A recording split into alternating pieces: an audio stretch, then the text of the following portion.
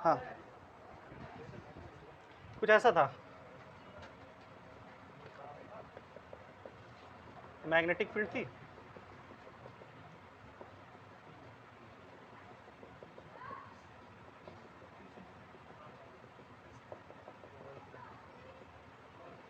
ठीक है, और इसमें ये 1 मीटर इसका एक्सपेंशन था, 1 मीटर तक एक्सपेंडेड थी। ठीक है, इसमें एक रेक्टेंगुलर, या फिर बोल सकते हो रेक्टेंगुलर ही है, रेक्टेंगुलर एक लूप है एम ओ पी, वो ऐसे मूव करवाया जा रहा है। 20 सेंटीमीटर का ये है।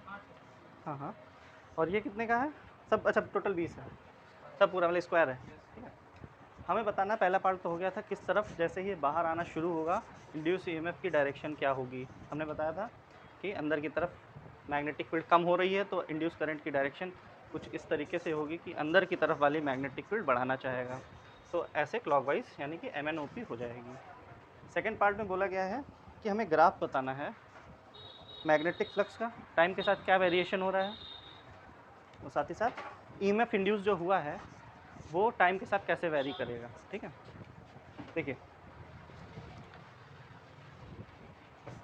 फ्लक्स कब तक चेंज होगा, थोड़ा अच्छा क्वेश्चन है ये, ऐसे फालतू का क्वेश्चन नहीं है ये। देखो ध्यान से, ये स्क्वायर मान लेते हैं, स्क्वायर मान लेना इसको। ठीक है, ऐसे छुपा दे रहा है स्क्वायर जैसा लगे। ठीक है, ये अभी याली आर्म एम पी है, और याली आर्म क्या है, ओ पी है, ओ एन है। इस आर्म को यहाँ तक जाने में कितनी दूरी लगेगी, 100 सेंटीमीटर। ये आर्म कितनी दूर है याली, 100 सेंटीमीटर दूर है या फिर 1 मीटर दूर है। याली आर्म कितनी दूर होगी, 80 सेंटीमीटर दूर होगी। ठीक है ना, ये बात ध्यान रखना। अब देखो ये आगे बढ़ रही है, बढ़ रही है, बढ़ रही है, बढ़ रही है, बढ़ रही है, यहाँ तक कुछ भी चेंज नहीं हुआ। ठीक है, जैसे ही बाहर आना शुरू हुई, ठीक है, जैसे ही बाहर आना शुरू हुई, अब देखो ये यहाँ पे 10 कब पहुँचेगी, 80 सेंटीमीटर की दूरी जितने टाइम में तय करेगी वाली, तो फ्लक्स चेंज होना शुरू हो जाएगा। कब तक चेंज होता रहेगा, जब तक ये यहाँ तक पहुँचेगी, और जैसे ही बाहर पहुँच जाएगा पूरा स्क्वायर लूप आपका क्या हो जाएगा। अब देखो ध्यान से, ऐसे चली चली चली चली चली यहाँ पर, यहाँ तक पहुँचने में उसको कितना टाइम लगा होगा, जितना टाइम इस आर्म को एंड तक पहुँचने में लगा होगा। समझ रहे हो ना मेरी बात, जितना टाइम इसको यहाँ तक पहुँचने में लगा होगा उतना ही टाइम लगा होगा फ्लक्स को चेंज होने, फ्लक्स चेंज होना शुरू हुआ होगा। तो मुझे बताओ ओ पी ओ एन को कितना टाइम लगा होगा यहाँ तक पहुँचने में, 4 सेकंड लगेंगे होंगे। देखो 80 अपॉन स्पीड कितनी है, 20 सेंटीमीटर पर सेकंड है, तो डिस्टेंस अपॉन स्पीड कितना होगा, 4 सेकंड। 4 सेकंड में चेंज होना शुरू हो गई होगी, 4 सेकंड स्टार्टिंग से 4 सेकंड, और 0 से 4 सेकंड में कुछ भी फ्लक्स चेंज नहीं हो रहा था। क्यों नहीं चेंज हो रहा था, देखो बिकॉज वो यहीं पे पहुंचा था, 4 सेकंड तो यहाँ तक पहुंचने में लगा उसको। 4 सेकंड के बाद फ्लक्स चेंज होना शुरू हुआ। कब तक चेंज होगा, देखो कब तक चेंज हो रहा है, बाहर आया आया आया, जब तक ये वाली आर्म एंड तक ना पहुंच जाए। भाई जब ये यहाँ पे पहुंचेगी, ये वाली आर्म, ये एमपी वाली आर्म पहुंचेगी यहाँ पे, तब ये अंदर होगी ना, एमपी वाली आर्म अंदर होगी, जब ओ एन वाली कतई जस्ट साइड पे पहुंची होगी। नहीं समझ में आया, आ गया ना। अब हमें ये चेक करना है कि भैया एमपी वाली को पहुंचने में यहाँ पे कितना टाइम लगेगा। देखते हैं, यहाँ पे लिख रहे हैं time for arm O N to reach end, reach the end of magnetic field. 80/20 हो जाएगा, क्योंकि ये दूरी कितनी है, 80 है। इसको कितना टाइम लगेगा यहाँ तक पहुँचने में, ये कितनी दूरी है, 100 है, 100 centimetre. Time to reach for arm M P to reach end of magnetic field, 100/20 हो जाएगा कि नहीं, 5 सेकंड हो जाएगा कि नहीं। समझ रहे हो, यानी कि ये पहुंच रहा है 5 सेकंड में एंड में, और ये पहुंच जा रहा है 4 सेकंड में, तो 4 से 5 सेकंड के बीच में ही मैग्नेटिक फील्ड चेंज होगी कि नहीं। 4 सेकंड में यहाँ पे पहुंचा या लिया, ऐसे शुरू हो गई, मैग्नेटिक फ्लक्स चेंज होना शुरू हो गया। ये बड़ा बड़ा बड़ा बड़ा 5वें सेकंड में कौन पहुंच गया, ये पहुंच गया। 1 सेकंड तक के लिए ही कंटिन्यू रहेगी मैग्नेटिक फ्लक्स। अब कहोगे सर 4 से 5, ये 5 सेकंड में है तो 9 सेकंड हो जाएगा। नहीं यार, स्टार्टिंग से बात होती ना, ये थोड़ा आगे है, कितना 20 सेंटीमीटर ही तो आगे है यार, याली आर्म जो है इससे 20 सेंटीमीटर ही तो आगे है, तो इसको लगा 4 सेकंड पहुंचने में, इसको 5 सेकंड पहुंचने में लगा।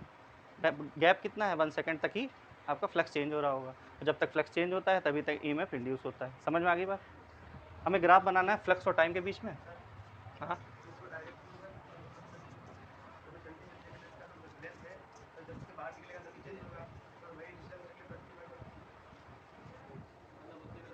हाँ सही कह रहे हो, वो कॉन्टिन्यूअस मतलब कितने टाइम के लिए तक चेंज हुआ वो निकाल सकते हो डायरेक्टली, सही कह रहे हो।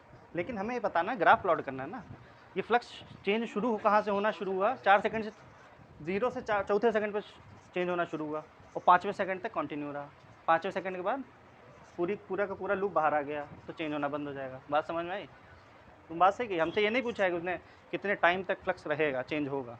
हमसे पूछा ना ग्राफ प्लॉट करो, तो ग्राफ के लिए ये ज़रूरत नहीं है। तो देखिए ये 0 है, ये 4 सेकंड है, मान लेते हैं 5 सेकंड है। टाइम 0 पे और 0 से 4 सेकंड के बीच में कुछ भी फ्लक्स चेंज नहीं हुआ था, फ्लक्स 0 ही रहा होगा। ठीक है, चेंज इन फ्लक्स 0 ही रहा होगा, या फिर ऐसे बोल सकते हो जो भी फ्लक्स था वो एक कांस्टेंट रहा होगा। ठीक है, अब 4 से 5 सेकंड के बीच में क्या हुआ है, फ्लक्स डिक्रीज हो रहा होगा। देखो चेंज हो रहा है, मानते हैं। देखो एरिया जो है कम हो गई, एरिया और कम हो गई और कम हो गई, फिर जाके 0 एरिया हो गई। एरिया कम होती जा रही है ना, जो मैग्नेटिक फील्ड लाइन घुस रही है उसमें, वो तो वाली एरिया तो कम होती जा रही है ना 4 से 5 सेकंड के बीच में। तो फ्लक्स क्या होता जाएगा, यहाँ देखो यहाँ से यहाँ तक कांस्टेंट रहा है और आपका 0 हो गया। समझ रहे हो, ये आपका ग्राफ बन गया उसका। ये कांस्टेंट क्यों रहा है भैया, पहले तो fixed he number of lines जा रही होंगी ना इसके अंदर, लेकिन 0 फ्लक्स थोड़ी ना था, चेंज नहीं हो रहा था। हमें तो चेंज से मतलब है भाई। समझ में आई इतनी बात? बनाओ ये ग्राफ, ये पूरा लिखो। ऑनलाइन में क्लियर है ये बात? जी सर।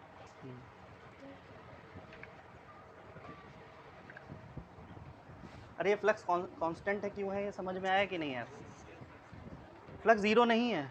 जब एरिया का पूरी की पूरी एरिया मैग्नेटिक फील्ड में थी तो फ्लक्स 0 थोड़ी ना था यार, बी इंटू ए था वो वैल्यू, लेकिन कांस्टेंट थी, वैल्यू कांस्टेंट थी, तो 4 सेकंड तक कांस्टेंट रही वैल्यू। 4 सेकंड के बाद एरिया बाहर आना शुरू हो गया, यानी ये वाली आर्म बाहर आना शुरू हो गई, ओ एन वाली आर्म बाहर आना शुरू हो गई, तो एरिया कम होता जाएगा कि नहीं, फ्लक्स जो मैग्नेटिक फील्ड लाइन पास हो रही है वो कम होती जाएंगी कि नहीं एरिया से। बस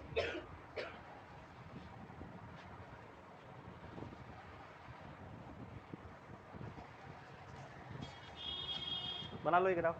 फिर हमसे पूछा ईएमएफ का बताओ, ईएमएफ का देखो तुम्हारा ये ऐसा ही बनना है क्या? हमें भाई टाइम का बड़ा खेल है इसमें, टाइम का ही तो टाइम निकाल लो। यहाँ पे पूछा प्लॉट द ग्राफ, ग्राफ पूछा है ना। अब देखो ईएमएफ और टाइम के बीच में ग्राफ प्लॉट करेंगे हम, कैसा बनेगा सोचो, दिमाग लगाओ। 0 से 4 सेकंड के बीच में कोई फ्लक्स चेंज हुआ है नहीं, कांस्टेंट रहा है, तो इंड्यूस ईएमएफ क्या रहा होगा, 0 रहा होगा। क्या रहा, यहाँ से यहाँ तक 0 रहा, रहा कि नहीं रहा? फ्लक्स जब चेंज होना शुरू होगा तभी तो। अच्छा यहाँ से देखो 4 से 5 के बीच में देखो, लाइन स्ट्रेट है कि नहीं है भाई, वेलोसिटी क्या है, कांस्टेंट है, तो रेट चेंज ऑफ फ्लक्स भी कांस्टेंट ही होगा कि नहीं, चेंज होगा मानते हैं, लेकिन रेट चेंज ऑफ फ्लक्स क्या होगा, कांस्टेंट होगा। जब rate change of flux constant है तो ईएमएफ भी कांस्टेंट बना होगा। एक लगातार वाला ईएमएफ, ऐसा तो नहीं हुआ कि भाई बहुत तेज़ी से मैंने 20 सेंटीमीटर मूव करा रहा हूँ, यहाँ का मैंने 40 कर दिया बहुत तेज़ी से, ऐसा तो नहीं कर रहे हैं ना। ये 20 सेंटीमीटर पर सेकंड की जो स्पीड है, तो सेंटीमीटर पर सेकंड की जो स्पीड है ये तो कांस्टेंट है ना, रेट चेंज ऑफ फ्लक्स भी कांस्टेंट ही रहेगा ना, तो ईएमएफ भी कांस्टेंट ही डेवलप हुआ होगा। 4 से लेके 5 के बीच में एक कांस्टेंट ईएमएफ डेवलप हुआ होगा कि नहीं? देखो ये वाला कांस्टेंट ईएमएफ, ठीक है। या फिर ये लाइन बीच वाली बनाना चाहो बनाओ, मतलब ये बताने के लिए कि ये जो ईएमएफ है ये कांस्टेंट है कि नहीं है। उसके बाद 0 हो जाएगा, फिर से 5 के बाद क्या होगा, पूरा एरिया बाहर आ जाएगा। तो हमारा ये 2 ग्राफ बन गया। कुछ ना समझ में आया हो तो पूछ लो, क्या हुआ? कुछ ना समझ में आया तो पूछिए। अरे देखो भाई 0 से 4 के बीच में कोई बना लो, ईएमएफ और टाइम के बीच में ईएमएफ का ग्राफ बनाया गया है टाइम के साथ। चलो हम नेक्स्ट टॉपिक पढ़ते हैं।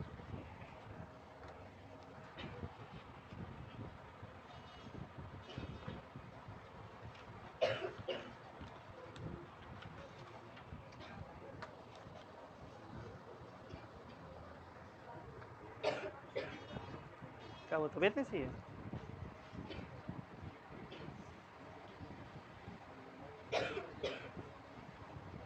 पानी पी रही थी क्या?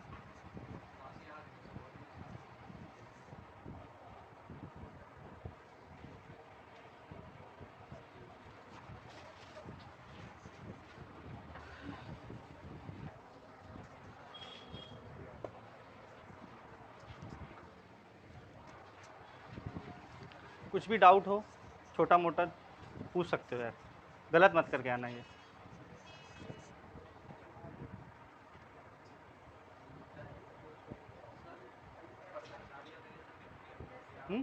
रोशनी आएगी उन लोगों को नहीं दिखेगा है, वोल्ट दिखेगा नहीं, चमक आएगी यहाँ पे, वरना मैं इधर ना पढ़ाता। गली रॉड सामने पड़ रही होती इसलिए बंद करते हैं। मच्छर इतने आ जाएंगे, थोड़ा उन सब टेढ़ी है उधर साइड में पौधे, इससे वेंटिलेशन होगा, इसका काम ही नहीं कर पाएगी कॉइल का, समझ रहे हो ना? कॉइल जो चल रही है ये काम कर पाएगी? भाई एसी तो हो नहीं जाएगा खोलने से कि सीधे गर्मी तब भी रहेगी हैं, उमस वो तो रहेगी, वो तुम खोलोगे तो उमस उमस रहेगी। मानते हैं वेंटिल, तभी वाला पर्दा खोल के रखा है मैंने।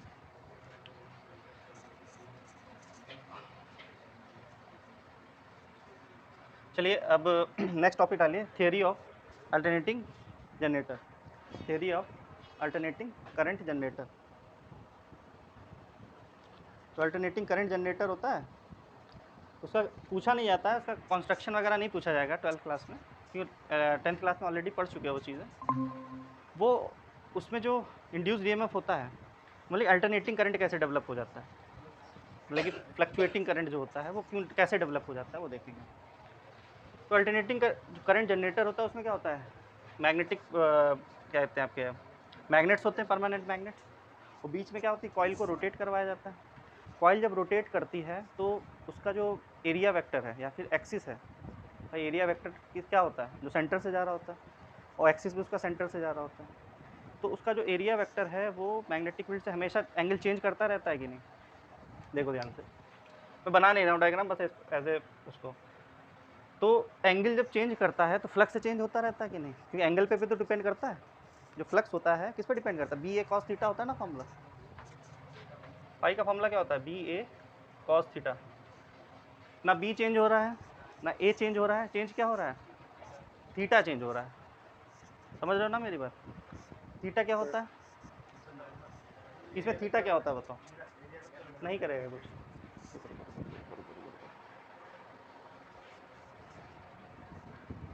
थीटा यहाँ पे क्या होता है बताओ?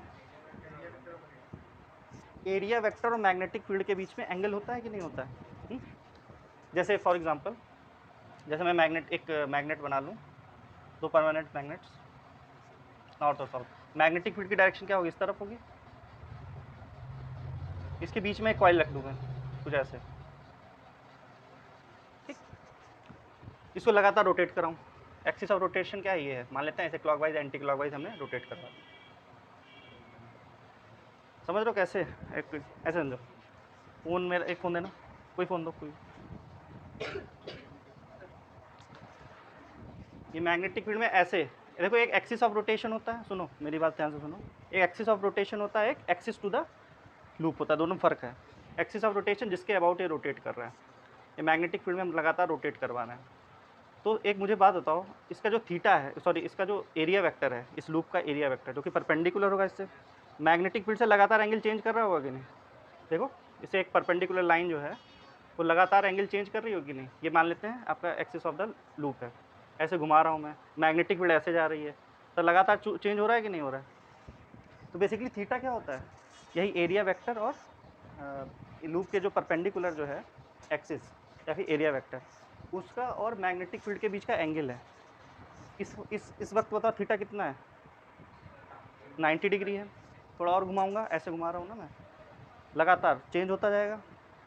थीटा पहले 90 डिग्री हुआ, कम होते होते जब ऐसे जाएगा, जब परपेंडिकुलर कॉइल हो जाएगी तब क्या हो जाएगा? 0 डिग्री हो जाएगा।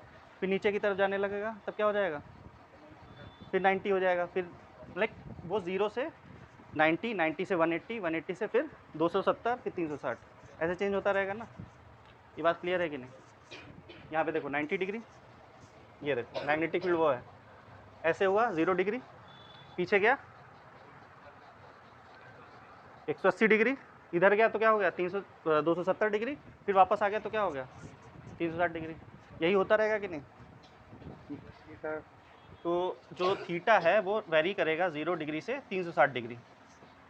अब हो सकता है 90 से शुरुआत करवा रहे हो, वो आपके ऊपर है। वो वेरिएशन उसका क्या होगा, 360 डिग्री तक घूम के वापस एक साइकिल टाइप की बनाएगा, वो सर्कुलर मोशन करवा रहे हैं ना, रोटेशन करवा रहे हैं उसमें। अब देखो, तो जब कभी भी रोटेशनल मोशन या सर्कुलर मोशन होता है तो एक ओमेगा का कॉन्सेप्ट आता है कि नहीं है? थीटा का फॉर्मूला क्या होता है ओमेगा के टर्म में? मान लेते हैं ओमेगा है इसका कुछ, ओमेगा का मतलब एंगुलर स्पीड है, तो थीटा का फॉर्मूला क्या हो जाता है बताओ? ओमेगा टी होता है कि नहीं? Theta is equal to omega t, और फाई की value B A cos omega t हो जाएगी कि नहीं हो जाएगी? अब इंड्यूस ईएमएफ क्या होता है? Minus d phi by D t होता है फैराडे लॉ या फिर लेंज लॉ, फैराडे लॉ का जो फॉर्मूला होता है, जो कंबाइंड फॉर्मूला है वो ये है।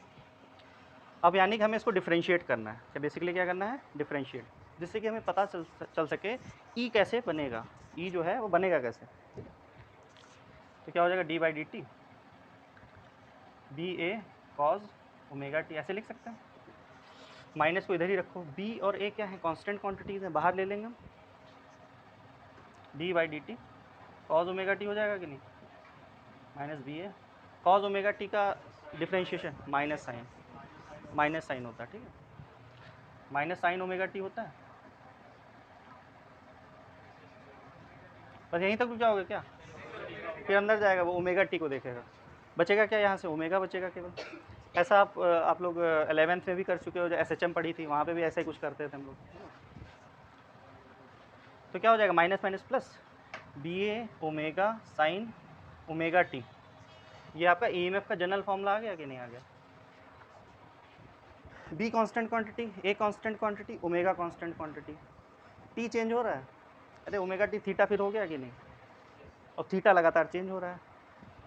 थीटा की वैल्यू जब 0 डिग्री होगी, अब मैं थोड़ा ग्राफ बना रहा हूँ, अल्टरनेटिंग करंट पता है ना क्या होता है, जो ऐसे ऐसे चेंज हो, देखना भी वही ग्राफ बनेगा। ये ई है, लेकिन जो EMF बनेगा वो कैसे बनेगा? बी ए ओमेगा साइन ओमेगा टी के हिसाब से बनेगा। साइन ओमेगा टी का ग्राफ क्या होता है? साइन का ग्राफ क्या होता है? ऐसा बनता है कि नहीं बनता है? ये मान लेते हैं 0 डिग्री पे क्या रहा होगा, जब कॉइल का जो एरिया वेक्टर है, दिक्कत हो रही घर चले जाओ, सुनो विधि, दिक्कत हो रही घर चले जाओ, आराम से रेस्ट कर लो थोड़ा, ठीक है, मैं वीडियो भेज दूंगा, परेशान ना हो। तबीयत खराब हो कैसे पढ़ पाओगे, है कि नहीं? रेस्ट कर लो यार।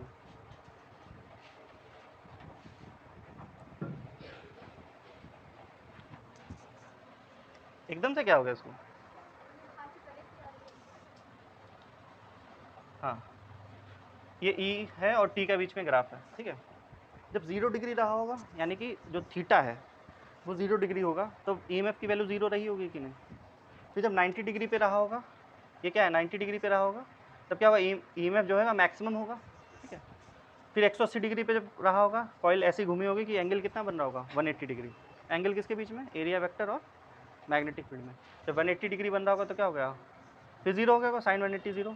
फिर नीचे आओ, ये 270 डिग्री होगा, फिर मैक्सिमम हो गया। फिर 360 डिग्री पे क्या हो गया? फिर 0 हो गया। तो ऐसे साइकिल चलेगी कि नहीं चलेगी? ये क्या होगा ई मैक्स हो जाएगा, ये पॉजिटिव डायरेक्शन में, ये ई मिन हो जाएगा, यानी कि मिनिमम, सॉरी जो आपका निगेटिव डायरेक्शन में होगा, ठीक है, माइनस ई मैक्स हो जाएगा। कहने का मतलब जो करंट डेवलप होगा या फिर EMF डेवलप होगा वो किस नेचर का होगा? अल्टरनेटिंग नेचर का होगा, बिकॉज EMF किस पे डिपेंड कर रहा है? साइन ओमेगा टी पे। और साइन का ग्राफ भी ऐसे ही बनता है, साइन का ग्राफ ऐसे ही तो बनता है। कॉस का कैसे बनता है? ऐसे बनता है उल्टा। दोनों पीरियोडिक फंक्शन है, दोनों पीरियोडिक फंक्शन है, मैथ्स अगर पढ़ रहे होगे तो पता होगा, दोनों पीरियोडिक फंक्शन है। यहाँ पे किस पे डिपेंड कर रहा है? साइन पे।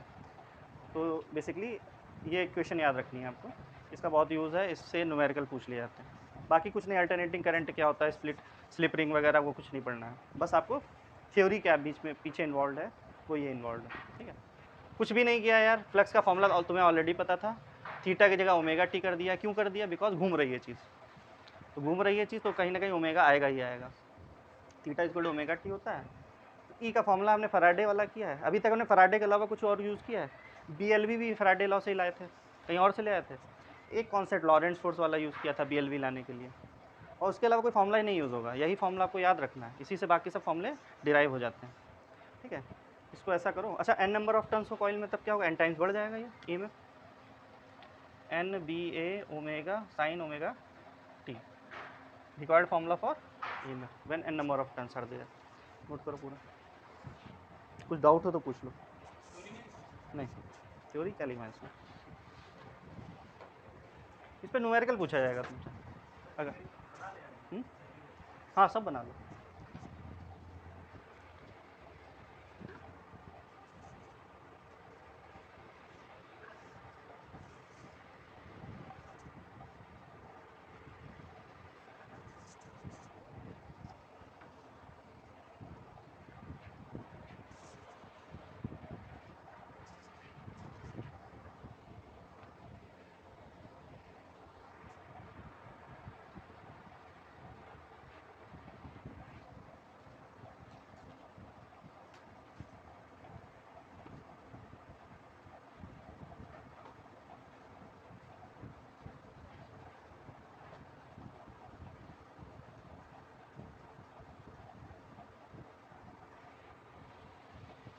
ये बेसिकली थीटा है, ये टी की जगह थीटा भी कर सकते हो, ओमेगा टी है बेसिकली ये, ठीक है, omega T angle of rotation.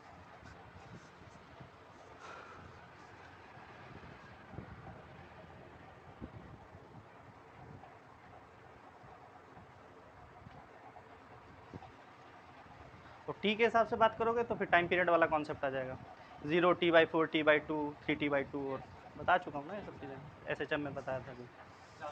हाँ, क्योंकि यूनिफॉर्म सर्कुलर मोशन होगा तो टाइम पीरियड को 4 हिस्सों में डिवाइड किया जा सकता है।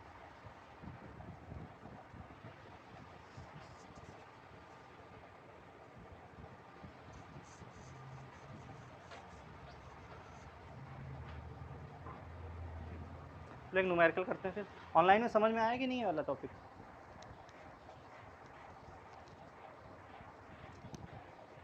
थीटा जो है ये ओमेगा टी ही है, यहाँ पे ओमेगा टी भी लिख सकते हो, कंफ्यूज मत होना बस। तो जीरो बस एंगल रखते जा रहे हैं इस फॉर्मूले में, ई की वैल्यू देखते जा रहे हैं, 0 डिग्री पे 0 हो गया, 90 डिग्री पे N P omega maximum value हो गई, निगेटिव डायरेक्शन में होगा, समझे नहीं, जो अपोज हो जाता है ना वैल्यू, तो उसका वो देखो ना एम्पलीट्यूड, वेव में तो एम्पलीट्यूड देखते हैं ना, साइनसॉइडल वेव है ना ये, तो निगेटिव डायरेक्शन है, पोलैरिटी चेंज हो जाती है। अल्टरनेटिंग करंट में क्या होता है, तो पहले पॉजिटिव टर्मिनल की तरह बिहेव करता है, एक पर्टिकुलर हाफ साइकिल के बाद क्या हो जाता है, वो निगेटिव टर्मिनल हो जाता है, यानी डायरेक्शन बता रहा है यहाँ पे कोई निगेटिव वैल्यू नहीं बता रहा है, डायरेक्शन बता रहा है, ठीक है, पोलैरिटी अपोजिट हो जाती है, मिनिमम नहीं होगा ये, ई मैक्स माइनस यानी कि अपोजिट डायरेक्शन में।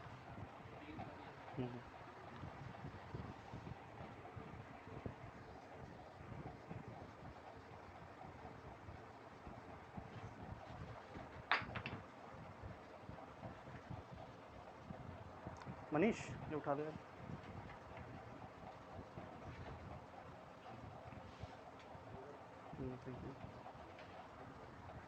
हो गया। अब यहाँ से अगर फ्रीक्वेंसी दे रखी, फ्रीक्वेंसी के टर्म में भी अपने आप लिख सकते हो, ओमेगा इसको क्या होता है 2πf होता है, तो ये जनरल फॉर्मूला है, इसके बाद तो आप बना सकते हो अपने आप। तो एक क्वेश्चन दे रहा हूँ मैं,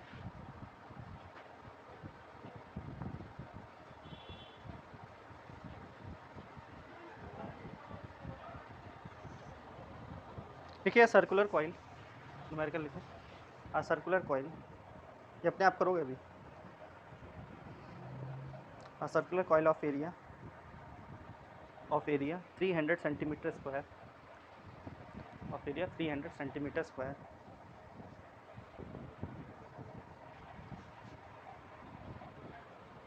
and 25 turns, and 25 turns,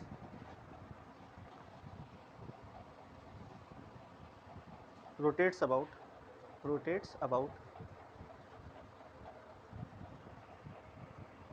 its vertical diameter,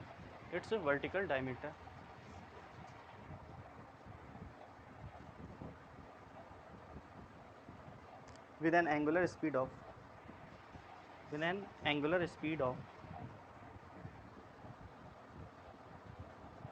40 per second, 40 per second, actual में रेडियन पर सेकंड होता है, ओमेगा जो होता है रेडियन पर सेकंड होता है, यहाँ पर सेकंड दिया है, कोई दिक्कत नहीं है, ठीक है। एंगुलर स्पीड ऑफ 40 पर second in a uniform horizontal magnetic field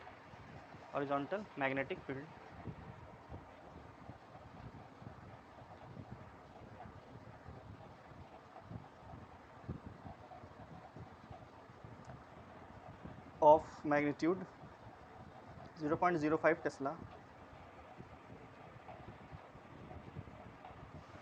obtain the maximum voltage induced in the coil.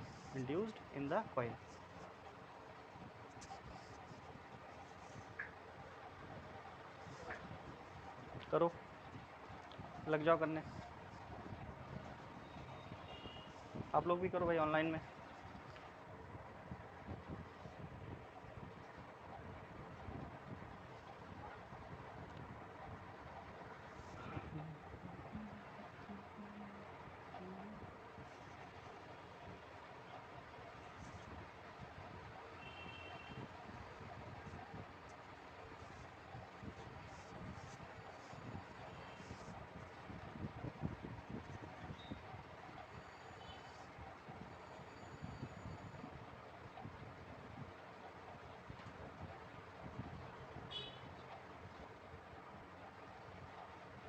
Maximum EMF पूछा है, ठीक है, मैक्सिमम।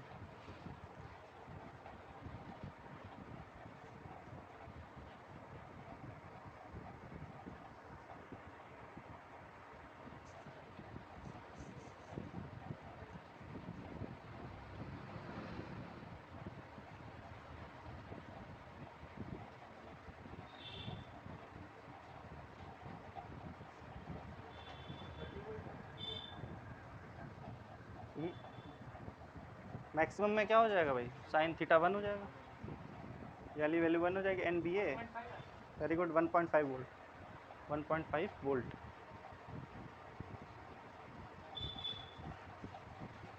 1.5 वोल्ट।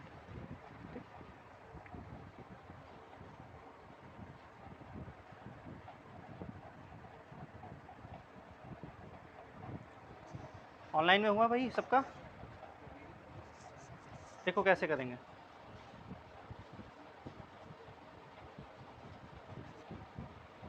देखिए ध्यान से।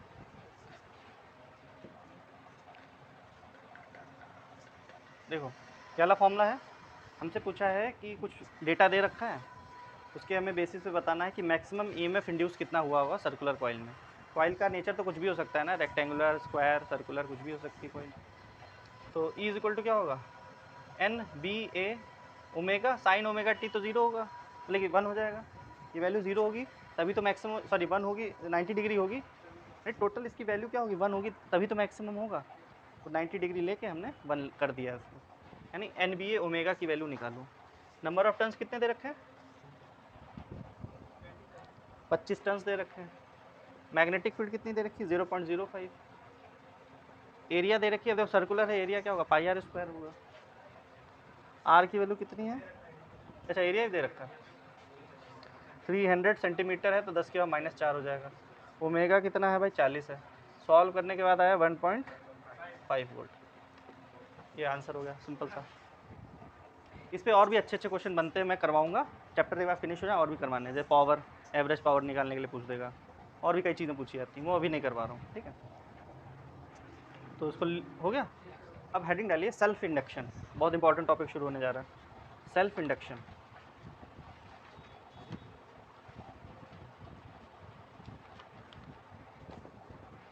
ये मैंने शायद तुम्हें इंट्रोड्यूस भी करवाया था, सेल्फ, दो टाइप के फिनोमेना मैंने बताए भी थे, सेल्फ इंडक्शन और म्यूचुअल इंडक्शन बताया था, लेकिन इंट्रोड्यूस करवाया था, बताया तो नहीं होगा, ऑब्वियस सी बात है।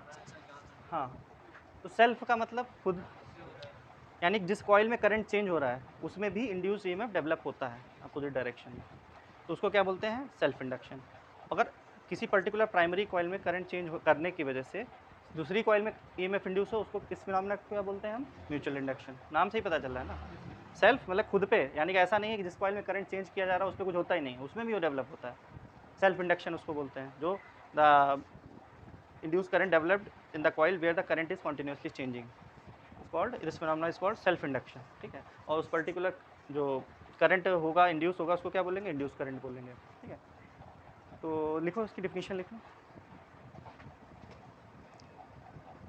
ठीक है।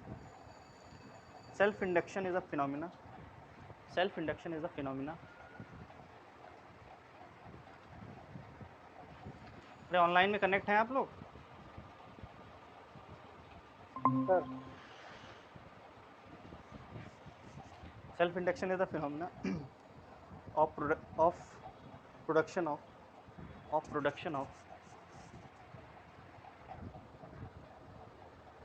induced EMF in a coil, induced EMF in a coil when a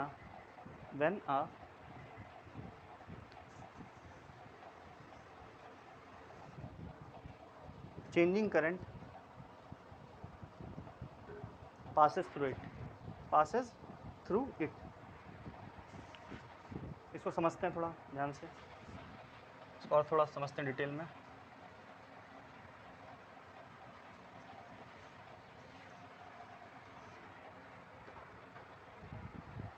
तो मान लेते कोई कॉइल है, उसको किसी मैंने बैटरी से कनेक्ट कर दिया, करंट कैसे चेंज करोगे, ऐसे ही तो चेंज कर सकते हैं।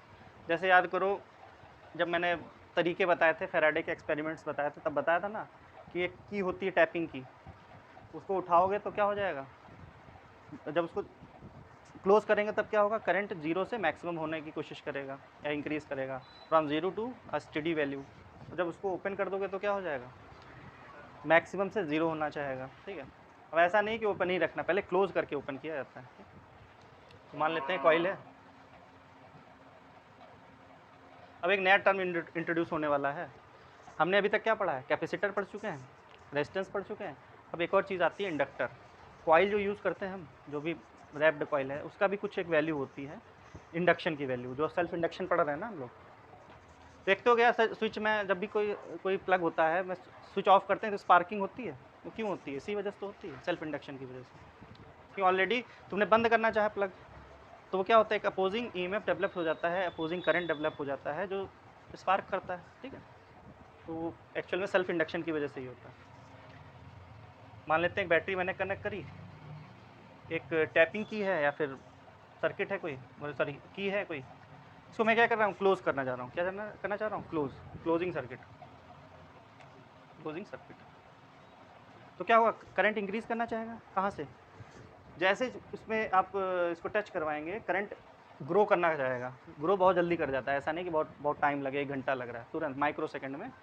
लेकिन सबसे पहले जीरो रहा होगा, जैसे ही आपने टच करवाया है तो जीरो से कहाँ बढ़ना चाहेगा, स्टेडी वैल्यू, एक कांस्टेंट वैल्यू पे इंक्रीज़ करेगा ना करंट, यानी करंट इंक्रीज़ कर रहा है, करंट इंक्रीजिंग। करंट इंक्रीज़ की डायरेक्शन क्या है, इधर की तरफ है, तो इंड्यूस ईएमएफ उल्टा चलेगा। इंड्यूस ईएमएफ किस तरफ डेवलप होगा, या फिर इंड्यूस करंट किस तरफ डेवलप होगा, इस तरफ। इसको मैग्नेटिक फ्लक्स से भी समझ सकते हैं, ऐसा नहीं है, वो मैग्नेटिक फ्लक्स वाला कॉन्सेप्ट ही है यहाँ पे, बस उसको समझाऊंगा, थोड़ा कठिन लगने लगेगा, फिर क्लॉक वाइज बताना पड़ेगा, एंटी क्लॉक वाइज, उससे भी करके देखो वही ये चीज़ आएगी, ठीक है। तो इंक्रीजिंग करंट इस तरफ जा रहा है, तो डिक्रीजिंग यानी कि इंड्यूस ईएमएफ जो होगा वो अपोज करने की कोशिश करेगा, तो उल्टा चलेगा वो, ठीक है। इंड्यूस करंट की डायरेक्शन क्या हो जाएगी, ये हो जाएगी। इतना समझ में आया। इंक्रीजिंग करंट जब होगा तो अपोज कैसे करेगा भाई, ऐसे ही तो कर सकता है, इसको घटाने की कोशिश करेगा, बिकॉज लेंज लॉ क्या बोलता है, direction of induce current is such that it always opposes the cause that is producing it, ठीक है। तो जो इंड्यूस करंट का जो भी डायरेक्शन होती है वो कुछ इस तरीके से होती है कि वो अपोज करना चाहती है जो उस कॉज को जो उसको बना रही है, जो भी फ्लक्स चेंज कर रही है, सॉरी, तो फ्लक्स कहीं ना कहीं बढ़ेगा तो फ्लक्स बढ़ना चाहेगा ना इससे, तो ये इंड्यूस करंट की डायरेक्शन इस तरफ ही होगी, तभी घटेगा कि नहीं, देखो ऐसे, उससे भी समझ लेते हैं। मान लेते हैं क्लॉकवाइज करंट यहाँ फ्लो हो रहा है, तो यहाँ साउथ पोल बन रहा होगा, यहाँ बन रहा होगा नॉर्थ पोल, ठीक है। तो क्या मैग्नेटिक फ्लक्स इधर जा रहा होगा कि नहीं जा रहा होगा, इंड्यूस करंट की डायरेक्शन इस तरफ है, तो यानी कि यहाँ पे क्या बन रहा होगा, नॉर्थ पोल, यहाँ पे साउथ पोल बन रहा होगा, तो देखो अपोज कर रहा है कि नहीं। अब क्योंकि कॉइल मैंने बना दी है तो नॉर्थ पोल साउथ पोल ऐसे पता ही नहीं पाओगे, तो ये कॉन्सेप्ट यूज़ करो यहाँ पे, इंड्यूस करंट सेल्फ इंडक्शन में इस तरीके से कॉन्सेप्ट यूज़ किया करो। फ्लक्स चेंज वाला जब कॉन्सेप्ट हो, जब मैग्नेटिक फील्ड लाइंस वगैरह हो, तब तुम्हें इंड्यूस करंट निकालना हो, तो वो बता चुका हूँ तरीका, वो है सब इंटर रिलेटेड ही, ऐसा नहीं वो कुछ अलग चीज़ हो रही है, बस आसान जहाँ पड़ता है, ऐसे करने जाओगे तो टफ पड़ जाएगा वहाँ पे। ठीक है, इतना समझ में आया कि नहीं?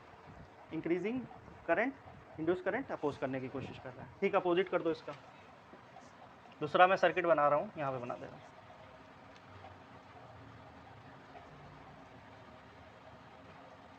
ये क्लोजिंग सर्किट था, जब हमने क्लोज किया था, इसको ओपन कर दो। यानी कि पहले इसको टच में था, अब मैंने इसको उठा दिया। ठीक है, यानी कि मैंने पहले ऐसे किया था,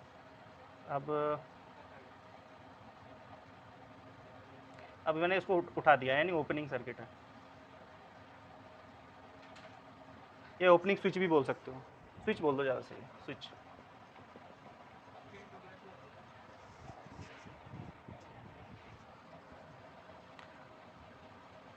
अब क्या हो रहा होगा बताओ?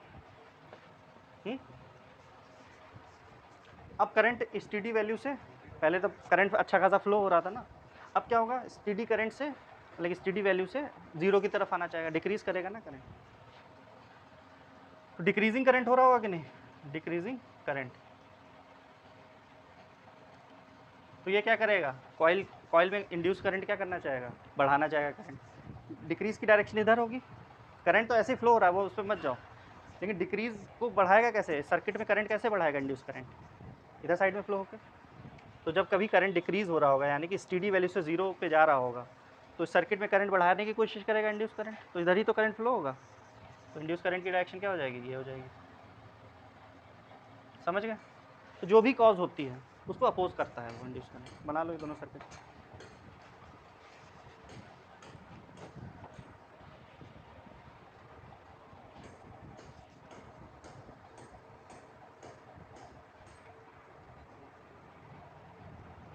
अब ये इंड्यूस करंट की वैल्यू कितनी होती है, वो डिपेंड करता है कॉइल किस टाइप की है।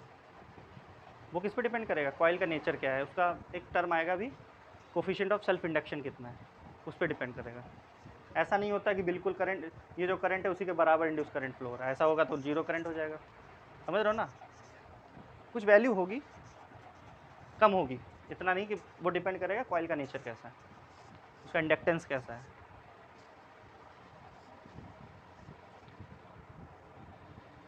और कॉइल का रेजिस्टेंस भी होगा, इंडक्टेंस भी होगा। अब नया टर्म आ गया इंडक्टेंस, हमने अभी तक पढ़ा कि रेजिस्टेंस ही करंट रोकता है, लेकिन और भी फैक्टर्स होते हैं जो करंट अपोज करते हैं।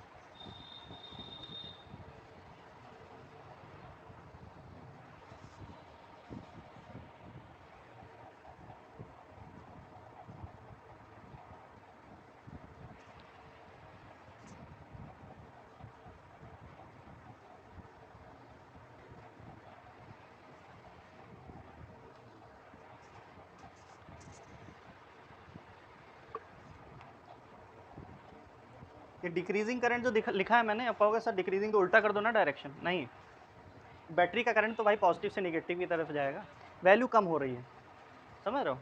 तो ये डायरेक्शन मत चेंज कर देना धोखे से, ये चेंज हो जाएगी डायरेक्शन, क्योंकि ये डिक्रीज़ हो रहा होगा, फ्लक्स भी डिक्रीज़ हो रही होगी, तो ये इंक्रीज़ करने की कोशिश करेगा कि नहीं करेगा। इधर साइड में फ्लक्स इंक्रीज़ हो रही होगी इस पर, तो ये डिक्रीज़ करने की कोशिश करेगा, इंड्यूस करंट की डायरेक्शन इस तरीके से होगी।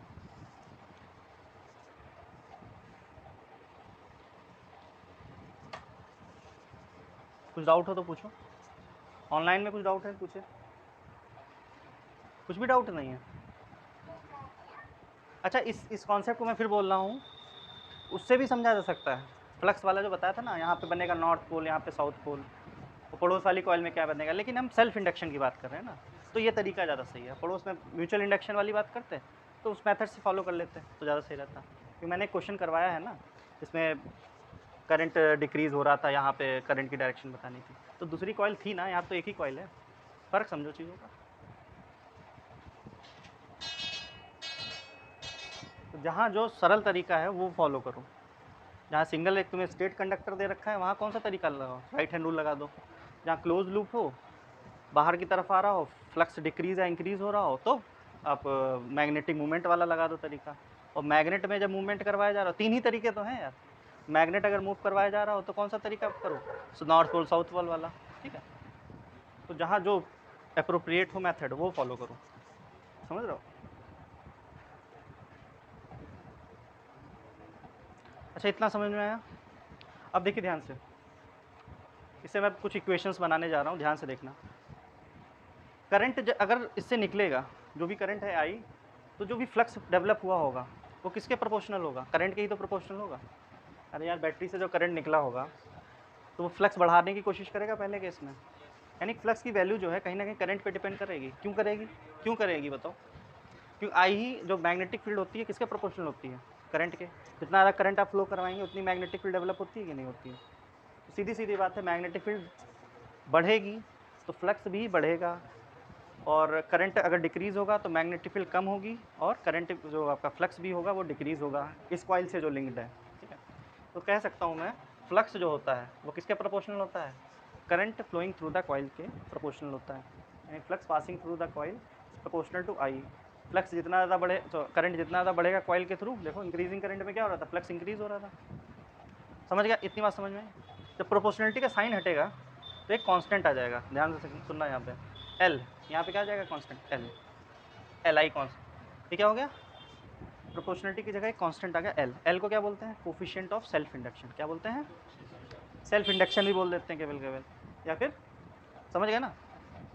L is the coefficient of self induction. आगे चल के एक और कोफिशिएंट आएगा, कोफिशिएंट ऑफ म्यूचुअल इंडक्शन, वो दूसरी चीज़ होती है। दोनों की यूनिट सेम रहेगी, जो एल की यूनिट होगी वही आगे चल के कोफिशिएंट ऑफ म्यूचुअल इंडक्शन की भी रहेगी। ठीक है, इतना समझ में आया? याद रहेगा, कोई रटने वाली चीज़ तो है नहीं। Phi equal to L I. थोड़ा अब लिख लो, आगे लिखिए, इसके आगे जो मैंने लिखवाया था उसके आगे लिख लो, ये मत लिखना अभी, मैं समझा रहा हूँ। ठीक है, सब हेडिंग डाल के लिखिए, coefficient of self induction, coefficient of self induction लिखो। At any instant, at any instant magnetic flux phi, at any instant magnetic flux phi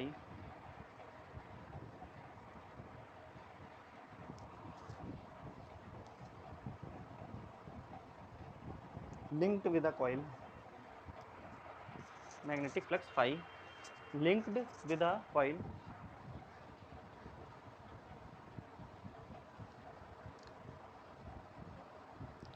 is proportional to, is proportional to, is proportional to current passing through it, proportional to current passing through it। फिर ये लिखना, फिर ये लिखना। ठीक है, ये लिखिए, ये लिखिए।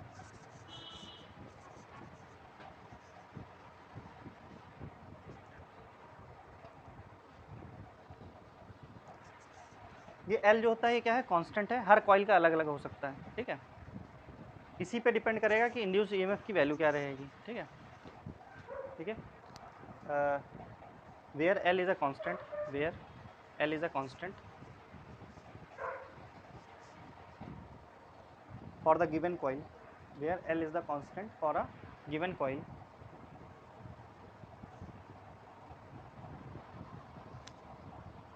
called coefficient of self induction, coefficient of self induction।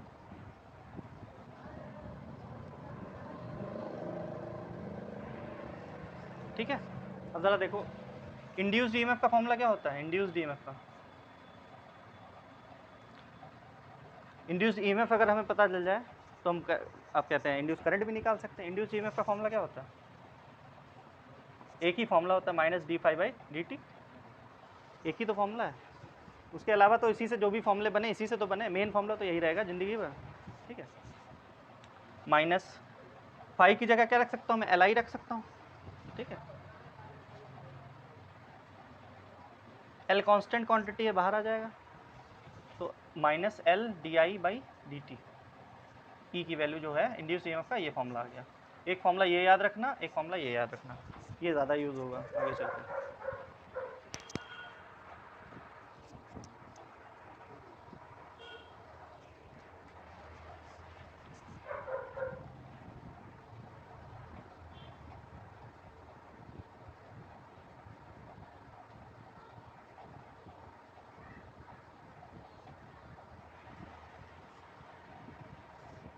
Simple था, कुछ था इसमें? याद रखना इसको लेकिन आगे तक, क्योंकि अभी आगे चल के सोलोनाइड वगैरह के डेरिवेशन है, तो कहाँ क्या यूज़ हो जाए तो सब चीज़ें याद रखना, घर पे आके देख ज़रूर लेना एक बार। अच्छा, अगर तुमसे कहा जाए भाई सेल्फ इंडक्शन को डिफ़ाइन करो, आई को सॉरी एल को डिफाइन करो, कैसे करोगे? दो तरीके से डिफाइन हो सकता है, एक ये वाले फॉर्मूले से डिफाइन हो सकता है, एक ये वाले फॉर्मूले से डिफाइन हो सकता है। इस वाले फॉर्मूले से क्या डिफाइन करोगे? अगर आई की वैल्यू में 1 रख दूँ, आई की वैल्यू क्या रख दूँ? 1 unit, phi is equal to L के बराबर हो जाएगा कि नहीं? तो इसको कैसे बोलोगे? ठीक है, जाओ जाओ, समझ? तो इसको क्या बोलोगे? फाई इज या फिर L is numerically equal to flux linked with the coil when the unit current is passing through the coil, बोल सकते हो ना? Self induction of a coil is numerically equal to flux linked with the coil when unit current is passing through it. ठीक है, आई की value 1 रख दिया, language में कर दिया उसको। सिंपल भाषा में बोलो कि जो सेल्फ इंडक्शन होता है फ्लक्स के बराबर होता है। फ्लक्स किसके बराबर? फ्लक्स किस में लिंक होगा? कॉइल में ही तो लिंक होगा। मैंने कहाँ लिंक होगा? कॉइल में ही होगा। तो लैंग्वेज बनाओ तो आपको चीज़ें अगर छोटे छोटे की टर्म्स पता है तो बना लोगे। ठीक है, तो ये इसके बराबर होगा जब आई की वैल्यू 1 हो जाएगी। तो लिखो आगे, चलते आगे लिखिए। ये फर्स्ट इक्वेशन है, this is second equation. From equation 1 if I is equal to 1 L is equal to क्या हो जाएगा? फाई। लिखो,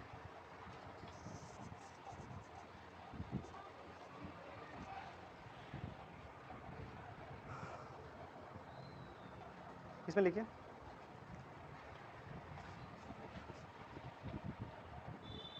देखिए the self inductance of a coil, the self inductance of a coil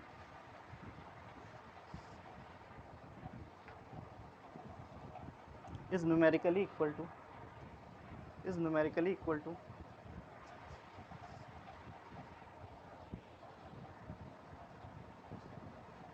is numerically equal to the flux, the magnetic flux, the magnetic flux linked with the coil, linked with the coil when a unit current, when a unit current flows through it, flows through it।